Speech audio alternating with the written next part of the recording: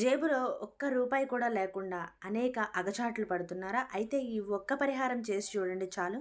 మీకు డబ్బు అనేది వర్షంలాగా కురుస్తుంది. ఆ లక్ష్మీదేవి అనుగ్రహం ఇట్టే కలుగుతుంది. దీనిలో ఒక చిటికెడు పసుపు, చక్కగా చిటికెడు పసుపు ఈ గల్లు ఉప్పు మీద చక్కగా పైన వేయండి. చక్కగా కనిపించే విధంగా వేయండి.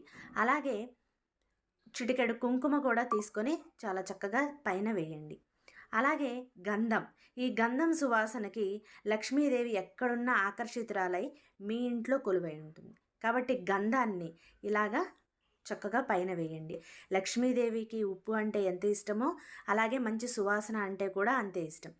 కాబట్టి ఈ ఉప్పులో ఈ గంధం అనేది ఏదైతే వేసి ఉంచామో దాని మీద ఈ రూపాయి బిళ్ళని వేసి ఉంచండి. ఇప్పుడు ఈ బౌల్ని తీసుకెళ్ళి చక్కగా మీరు పూజా గదిలో పెట్టుకోండి. పూజ గదిలో పెట్టుకొని శుక్రవారం కానీ మంగళవారం కానీ ఈ పరిహారాన్ని చేసి చక్కగా